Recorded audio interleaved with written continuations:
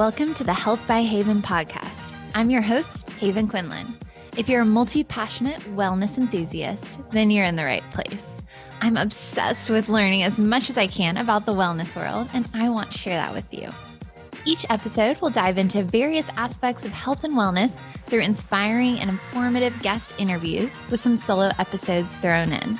Tune in for all things health, and let's have some fun, shall we?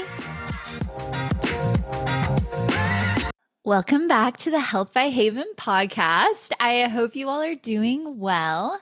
I am so thrilled to share today's conversation with Kayla Douglas with you. Kayla is an avid traveler and works in the travel industry in her full-time role.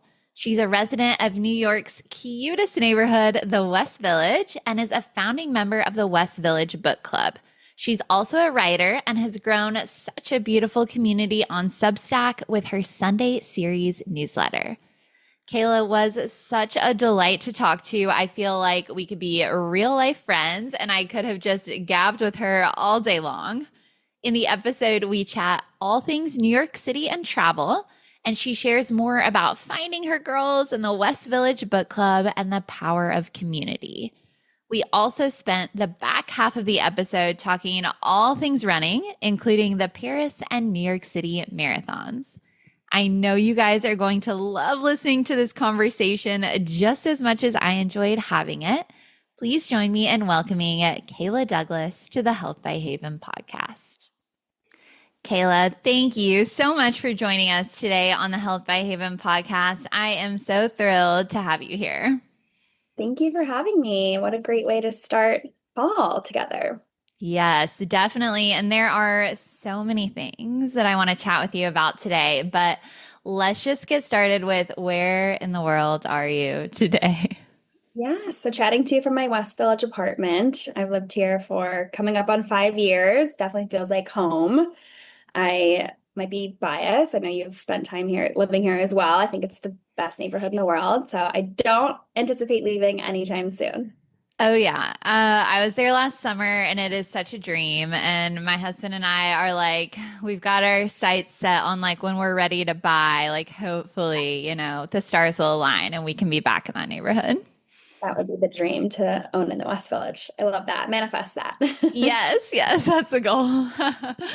So let's get started with a little chat on travel. For people who don't know you, maybe they were like, why is she asking where you are? But for anyone who follows you on Instagram, I'm sure they know that you've been this, that, and the other place all summer long. So I want to chat a little bit about travel. How did you become interested in that industry and like making it into your career?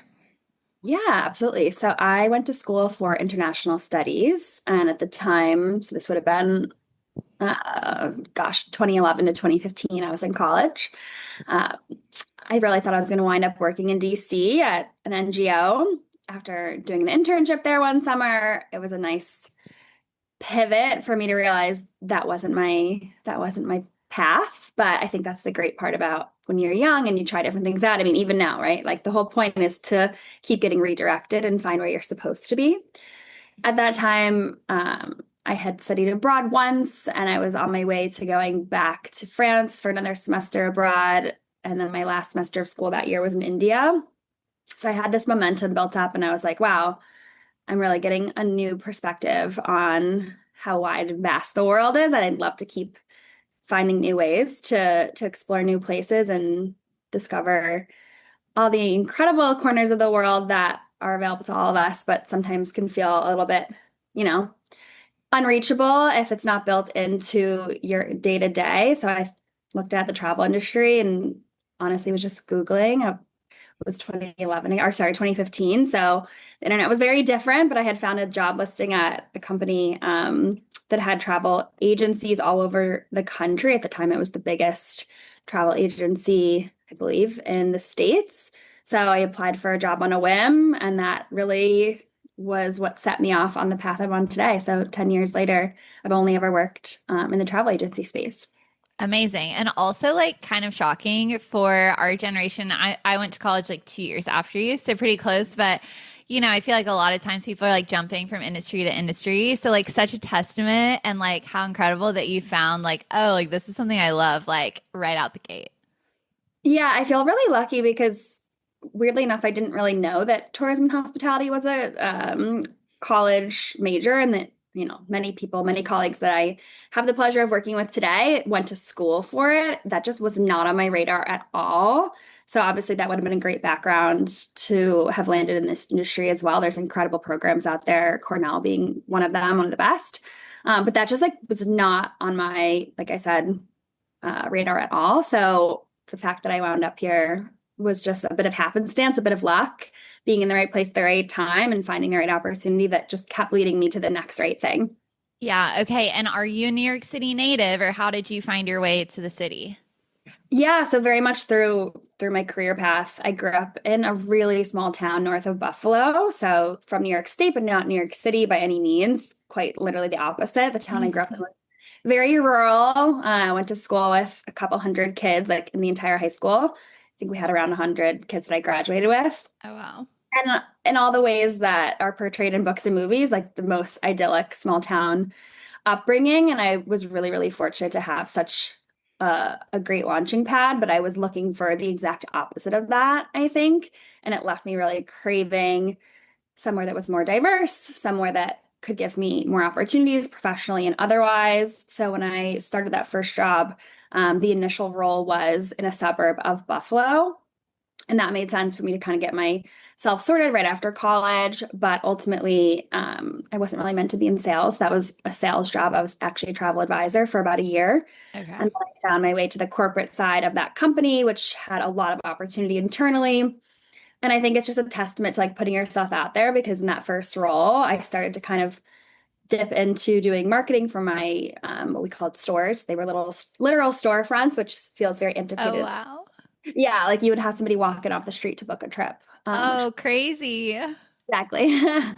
All that to say, I took some, liberties and was doing marketing for my store, got noticed at headquarters for doing that.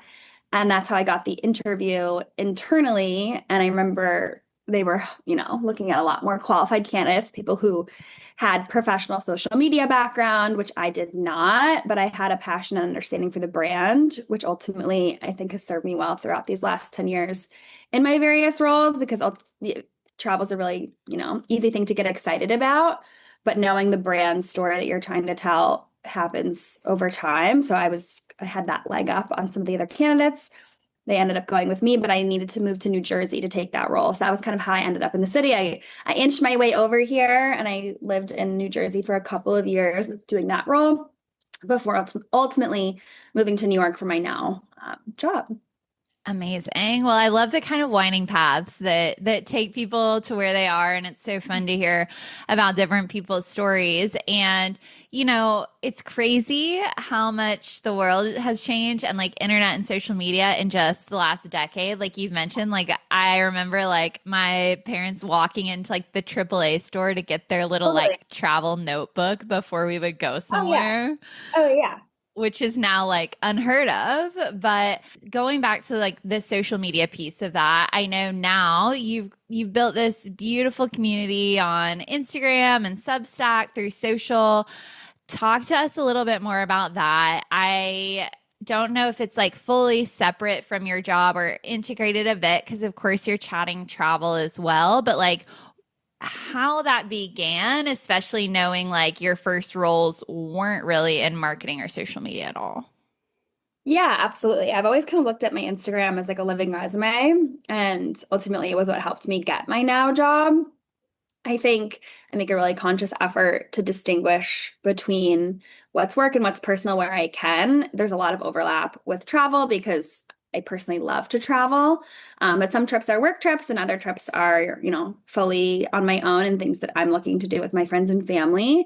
So with my personal social, my Substack, I've really tried to dedicate that to what I'm doing outside of work. I'm really passionate about reading. I have a really vibrant book club. So, West Village Book Club launched in my apartment a little over 3 years ago now. And that community has really changed my entire experience in New York. Those women are my absolute ride or dies, and we have a Substack of our own in addition to. So a lot of things going on that are just more in the lifestyle space, but Substack has been such a passion project for me. I had, I guess, been writing my newsletter for about 5 years now, and I moved it to Substack 2 years ago and have really found that that platform is a great place to build community, share stories. And on my Substack, I talk about, so it goes out every Sunday. It's called the Sunday Series. And I speak about things going on in New York that I'm, trying out, whether it's new restaurants, theater, shows, that kind of stuff, as well as, yes, sometimes what I'm getting up to when I'm traveling. And then, of course, books. It's really just, amalgamation of all the things that light me up, which I think my niche is that I don't have a niche. Okay. I could not relate to you more on that. I feel like every sort of like business advice is like, find this one specific niche and then you'll grow your community and everyone who fits this niche will like find you. But I'm like, no, like I have way too many things I'm interested in to pick just one. So I love that.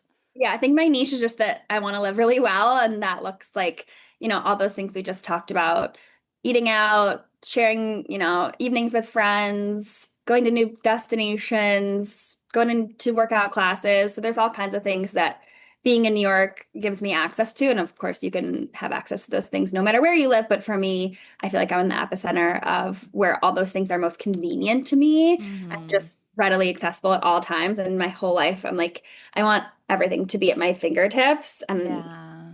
in the end, I didn't feel as aligned as a person when I had to get into a car to go everywhere. When I was living, outside of Buffalo, that was the reality. And I think, you can have a beautiful home, and there's so many great things about living in that area of the country. I miss my family so much; they're all still there. But I actually don't drive anymore. Like I really just want to get on my own 2 feet. I mean, yesterday I got on a bike and rode 10 miles to go up to the cloisters, of stuff like that. That just is always at, our fingertips here in the city is a big reason why I love being here. Yeah, you are speaking to the depths of my soul. And as someone from the South, I think people look at you with like you have three heads. Like, what do you mean you're selling your car? What do Right. you mean you're Right. downsizing your living space? Like, are you crazy? Think of this gorgeous house you could have for that same price. And I'm like, well, it's not just the space you're in. It's like everything around it as well.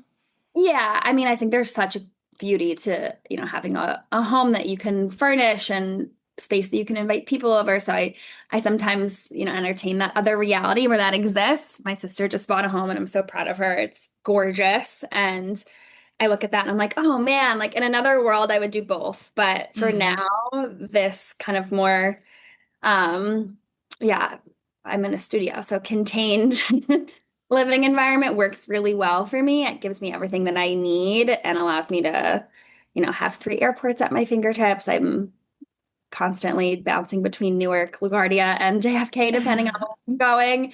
That's a huge blessing. I love just the positioning of New York for so many reasons. And part of that is the access you get to leave when you want. And then there's no better feeling than coming home.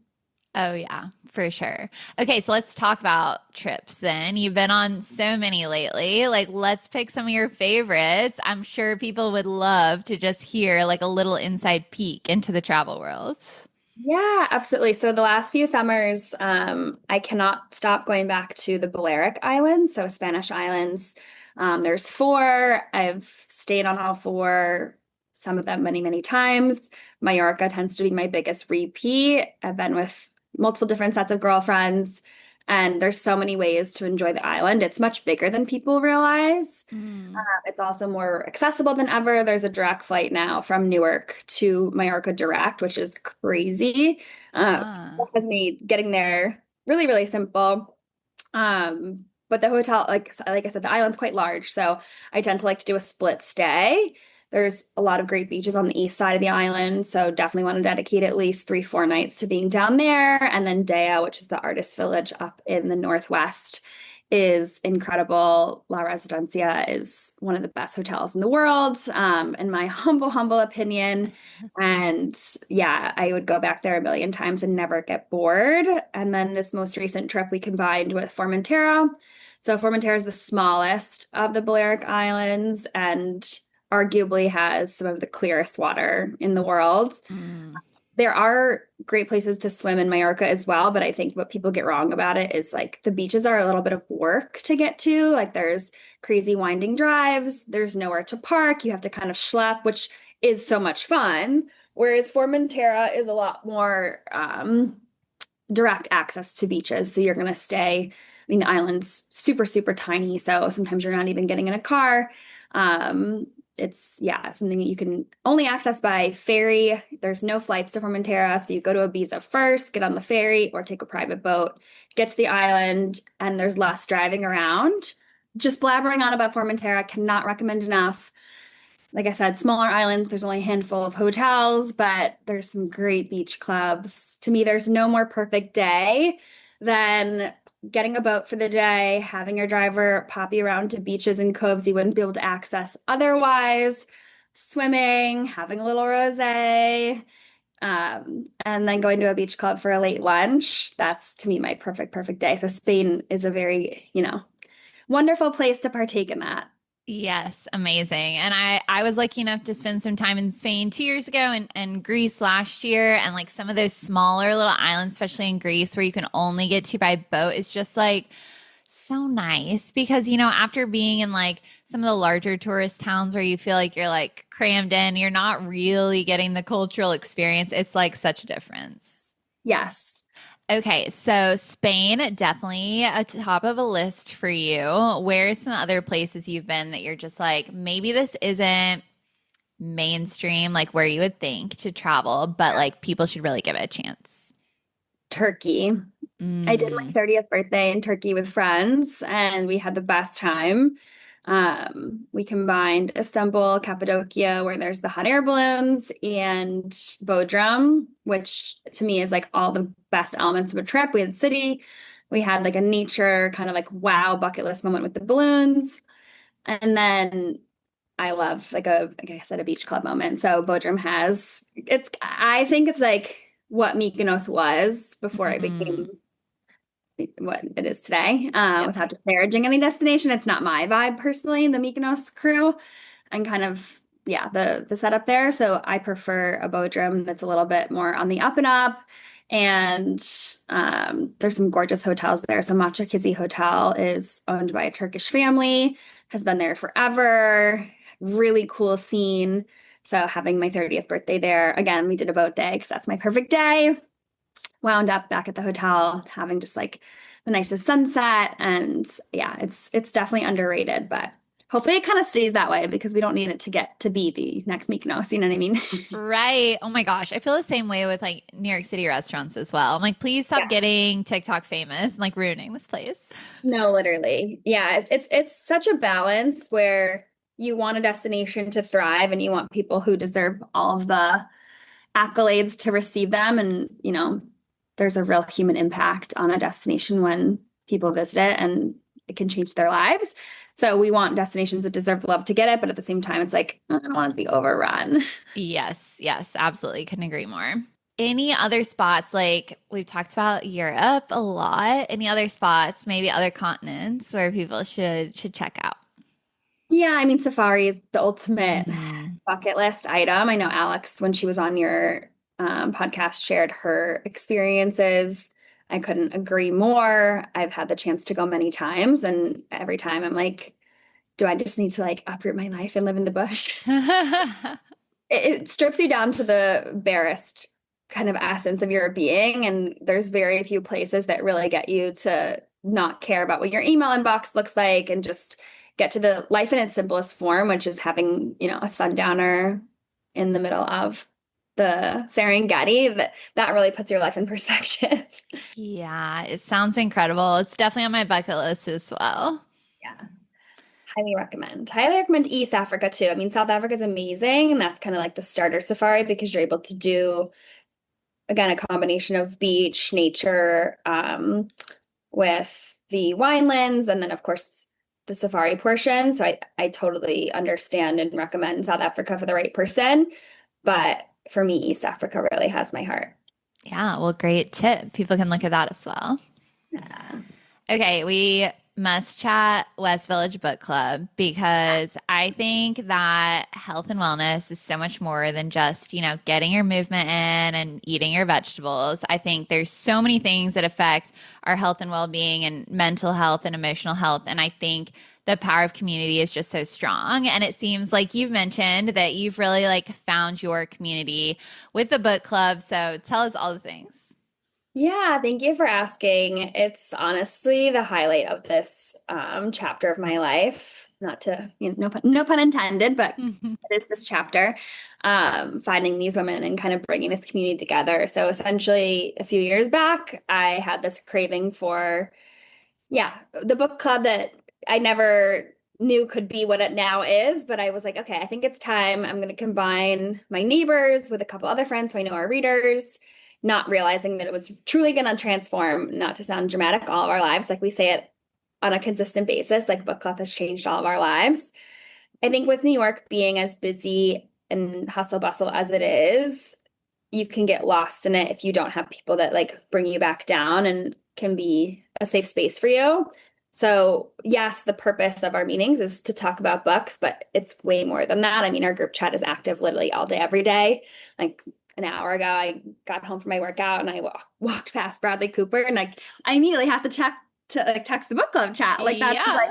like it's just constant things like that all day, every day, where they're the first people I think to share news with. And I think that's a really beautiful thing. But we do read in addition to just gab.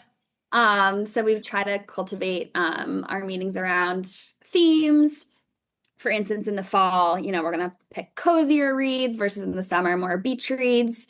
And then we have staples that we'll do like every October, we do book club birthday and we all write book club a birthday card and read it to the group about like what book club means to us, which is really, really beautiful. And then in November, we'll do a Friendsgiving theme. So we'll pick, last year we did an Ina Garden cookbook and then everyone cooked a recipe out of there. I'm Oh, hosting fun. I know. I'm hosting that one this year. In December, we'll do a Christmas themed meeting and do a holiday gift exchange. So we really try to make it more than just here's some crackers and how did you guys like the book? Uh, Mm. because I've managed to connect with women who equally care about aesthetics and just beautiful things. So everyone puts a lot of heart into the hosting duties. You host typically twice a year because we're six. So it works out really, really well mathematically. And then we're also lucky that we've done a few offsites. So we went to Paris together. We've gone to the Hamptons and done book club. We most recently were hosted by our dear member Zan, who has a home out in Montana. So we did an out west theme. And yeah, it's really beautiful to be connected to women who have put as much into it as I have, and we all get a lot out of it. Well, I love that. And I love making it so much more about just the book because I am like a huge proponent of like romanticizing your life and like making Exactly. even like little mundane things. Like I want to plate my lunch beautifully every day. Like I want it to look like art. And so you can Yeah, just tell from, I mean, obviously I don't know you all personally, but like following along on Instagram, like you guys are putting the care and the details into it to like make it feel like an experience every time. absolutely. And I feel like, so an example being one of our members, Jenna, got married a couple weeks ago, and seeing the care and thought she put into every detail of the weekend for her guests was so beautiful. And it was honestly one of the most special weekends we'll ever have. And we just all were in awe of what she created and everything that she does, whether it's hosting for a summer book club meeting on her roof or her wedding. Like, I love being surrounded by women who are just as invested in, like you said, romanticizing every moment, big and small. Yes. So for people listening who are looking for that community, whether it's women or not, but I Sure. mean, I'm lucky enough to have childhood best friends that are just going to be in my life forever and I cherish them, but now we live, in different cities and even different countries. Yeah. And so, being new to New York, that's something that I'm looking for is like that close, tight knit community that are in my city. And I'm sure there are people listening wherever they live looking for the same thing. And so, what's some advice you could give to people who are really like looking to foster that really kind of relationship?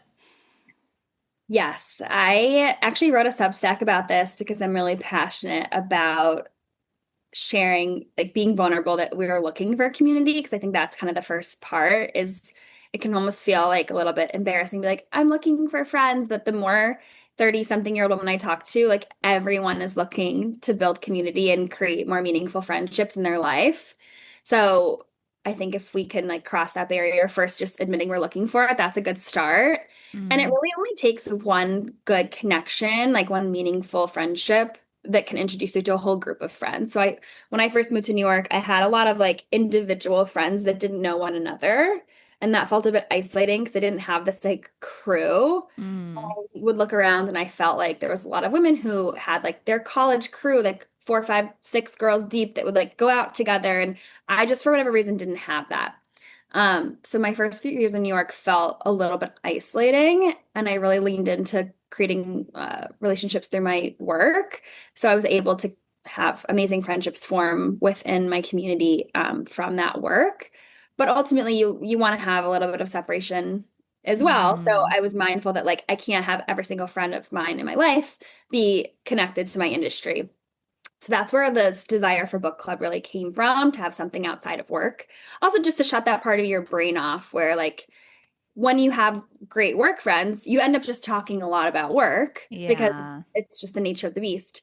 So, with that being said, when I created book club, again, I just brought together a few women that I knew might get along. And then they introduced me to women who now feel so like intrinsic to my day-to-day life that I would have never met. I think being a good neighbor is a really good start, whether you live in a home and you have a neighbor a mile down the street, or you're in New York City and you pass by your neighbors in your building every day. Like, just make an effort to say hi, grab somebody's number, ask for a coffee. And it can be really vulnerable. I think it's actually harder to ask for a friend date than it is to go on a romantic date Yeah. sometimes, and it can be a little awkward in the beginning, but once you get over that hump and just be the person who makes the effort, like don't be afraid of looking quote unquote desperate. I think just be a good person and ask for a specific like activity you want to do with somebody versus like, hey, we should hang out. Like that's just that doesn't have intention behind it. Mm. It's like I'm way more likely to commit to a plan with somebody who reaches out like, hey, like I'm thinking about going to this museum on Friday at 5. Are you free? Would love to do that and grab a drink at such and such place after. And I'm like, oh my God, Mhm. great, a ready-made plan. That sounds amazing. Versus like it's almost a burden when someone's like, yeah, we should hang. And you're like, yeah, we should. Yeah. If you're trying to make a new friend, involve them or include them in something that you already wanted to do or think would be a great place to get to know them better. And then just let it build naturally. It takes time. That's the whole thing. You have to just let it be organic and unfold over time. But yeah, and then have them introduce you to one of their friends. And then before you know it, you have a group of friends. I love that advice. And I love the idea of like picking something that you're already interested in doing as well. Because I think sometimes you could see an event, whatever, it's popped up on your Instagram and you're like, oh, rooftop drinks is like, okay, that's fun. But also, like, for instance, I'll use myself as an example. I'm training for the New York City Marathon. I can't be going out late on a Friday night when I have a long run the next morning. And so, like, finding a crew that maybe shares similar lifestyle with you as well, like a workout class might be a better place to meet people. I'm so jealous you're running New York this year. I ran last year. Are you up to what, 16, 18 miles this weekend? Yeah, tomorrow's 17. Ah! Yeah, last weekend was rough though. I had 16. And for some reason, you just have those days where you get out and you're like, right from the gate, this one's tough. Oh, This yeah. one's not That means great. that tomorrow's going to be great because you don't usually have 2 weeks like that in a row. That's what I'm feeling. Like I'm like bring all the good energy. I need an easier, breezier one tomorrow. Oh, I'm wishing you the best vibes. It's such a hard part of the training cycle. This is like what wore me down last year at this time. I was actually living in Paris for the month and every weekend had like 18, 20, 19, 20, and I was just like, I am going to lose it. Like it was a really hard training cycle for me. So sending all the good vibes your way. Oh, you're so sweet. Thank you. Yeah, it is. It's such a commitment too, because it's not even just like many hours that you're Oh, it's putting the into whole a weekend. long run, but It's it's kind your of whole tough. life. Yeah. Yeah, it's 4 months of incredible dedication, especially those last two, and you're really just like you're at your end. Yeah, yeah, no kidding. But it'll be my first New York. And so, I've like Oh, dreamt of this race. I've put my name in the lottery for probably 8 years, never gotten it. Last year, I finally was like, forget it. I have to take this into my own hands. And I did the 9+1 program because I was like, wow. I have to run it. Like, I have to run it. Oh, So wow. I'm very impressed by that commitment. I've never done 9+1, but that is really impressive. it's more of like a strategy session than anything is like you have to figure out which races you're going to be able to do. But Yeah, it's crazy the demand they have for that race. You'll be with 50,000 people, all of New York's cheering you on. Like I literally get teary thinking about it. It's the best day to be a New Yorker. Like the hands down the best day of the year. yeah, I feel like I'm going to sob on Verrazano when they play New York, New York. Yeah, 1,000%. It's incredible. Okay, I want to hear all about your experience running the race. Yeah, so I ran it in 2017 with my best friend Leanna, when we were working at our old company together, and then took a little bit of a break from marathons. I actually tore my ACL Oh skiing, gosh. which was a whole nother thing. And I kind of didn't think I was going to do it again. And Mm, then I found my way back to it. So ran last year. Really, really, really wanted a sub 4. mm, I'm not a particularly fast runner, and my first marathon was 4:21, I think, in 2017. And then I did the Paris Marathon in 2019 and 4:12, but a very different course. New York, as you know, is super hilly. For those who aren't familiar, it's got a lot of elevation. mm. It can be pretty challenging. And then, of course, just the volume of people changes what you're able to do because you're running around Yeah. with people. And then this past year took a little bit more of an aggressive training approach with my dear friend Zach, who is a great running coach if anyone's looking. And we got my time to 4 hours on the nose. I think it was 4 hours, 46 seconds. So I didn't technically break 4 hours, Ah, 46 seconds off my goal, or 47, but I'm taking it as a W. yeah, first of all, huge PR. Second of Yeah. all, I'm sure that your watch said more than 26.2. So Oh, yeah. really, I think it counts. Yeah. But I was super emotional on race day. It was also like the days leading into the presidential election. There was just like a lot of energy in the air. Um, Yeah. it was a really, really emotional weekend. My whole family was here. And like I said, I think it's the best day of the year to be a New Yorker. So I did get emotional thinking about it. It's like the most incredible experience to be able to do it. And you're so proud of yourself at the finish line. Like nothing feels better than that. And you're, no matter how many people supported you or like cheered you on quite literally or with the texts and the constant check-ins, when you cross that finish line, you're like, I did that. Yeah. Like nobody could do that for me. Like no amount of money you can throw, like you just have to have the audacity to believe that you can be running for, 26.2 miles, but it's the 4 months of training beforehand that you feel so proud of yourself for. Like the race day is just a reward for that. It should be almost fun. And I think my first race, I was way too nervous because I didn't know what I didn't know. And that was my first marathon. So like I don't know if I enjoyed it as much that first time as I would like to have. So my race this past year, the goal was really to just enjoy it and look at it as a reward again for all of the years of, strength training and everything to get my knee back. Like it was a big one for me. I can just like feel emotion Yeah. in what you're saying and like how you're describing it and everything. And I also think you're giving people listening, because there are a lot of runners who listen to the podcast, Yeah. like such a great reminder to like have fun with it too, you know? Yeah.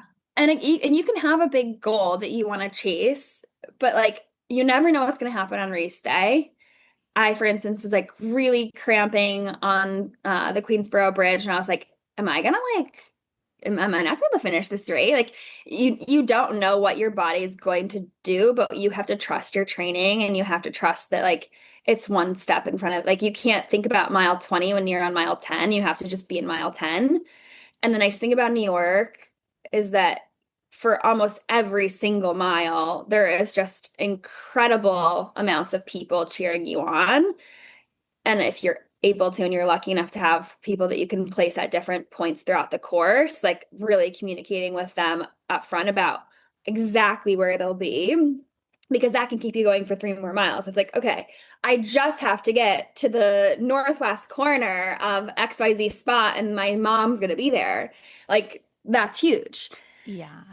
So, yeah, there's a lot of tactics about just keeping it, like breaking it down into many mini races within the race. Otherwise, it's just too daunting. But having fun, being present, looking around, taking it in, because it's such a beautiful day and it's such a, I think, the best like example of humanity on full display. I could not agree more. And like also, if listeners have never gone out and cheered for a race, especially marathon, like, oh my gosh, what are you waiting for? Really?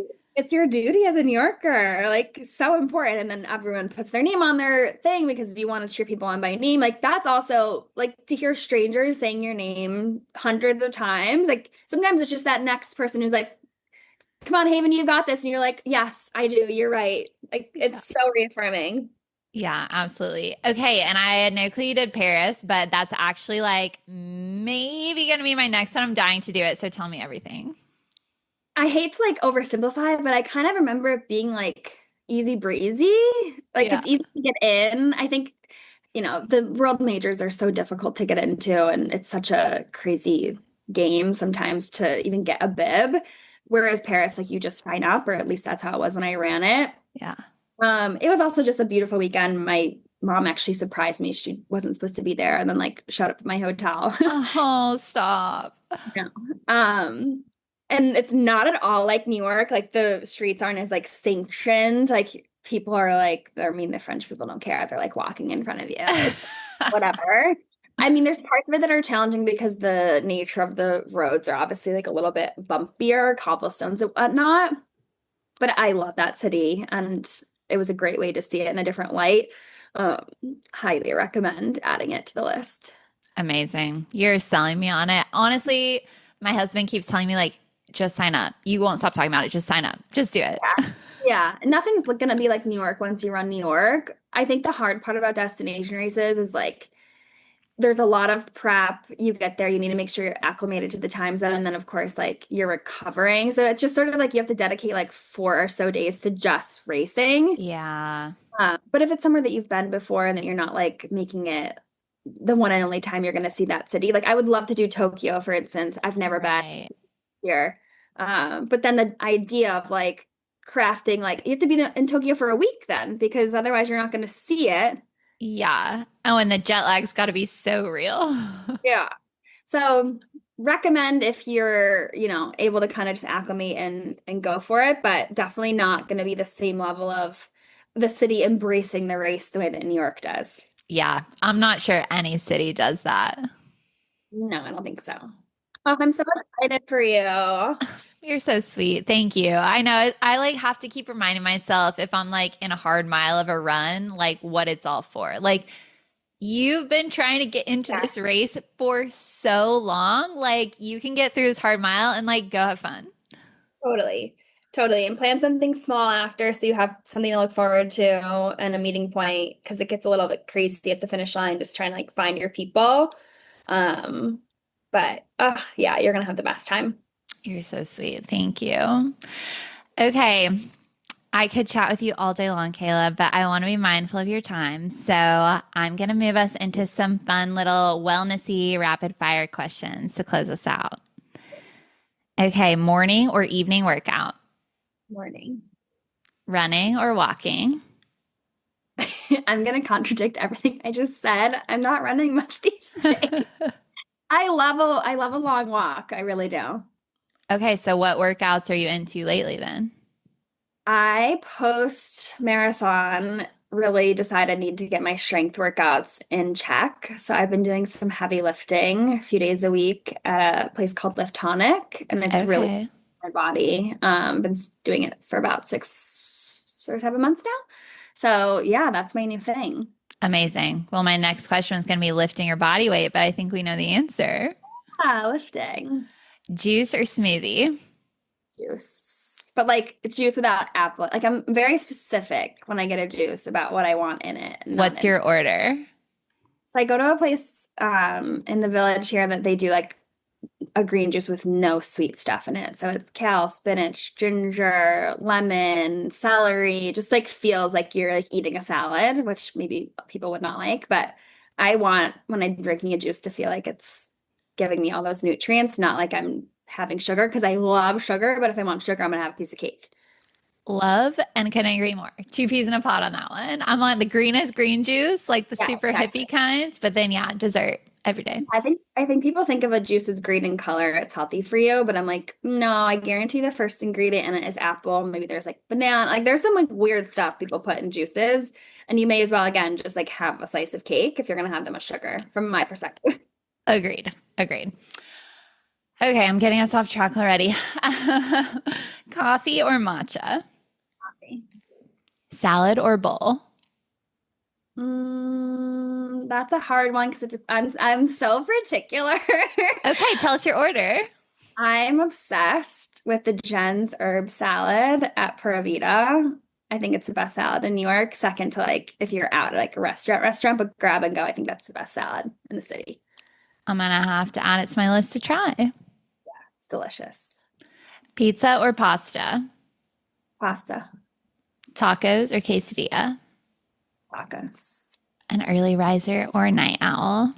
Early. I'm an early bird. Kayla, it was so much fun getting to chat with you. I so appreciate you joining us on your day off. For people who are listening, where can they find you online, follow you, give us all the good stuff? Yes, thank you so much. I loved our conversation. It got me again so excited about marathon season, even though I'm not running. You can follow me on Instagram at Curated by Kayla, but the best place to get content from me is on Substack. So curatedbykayla.com. You can subscribe. The link is also in my Instagram bio, but I send out just one newsletter a week on the every Sunday for the Sunday series. And yeah, it's my favorite corner of the internet. Love it. Thank you, Kayla.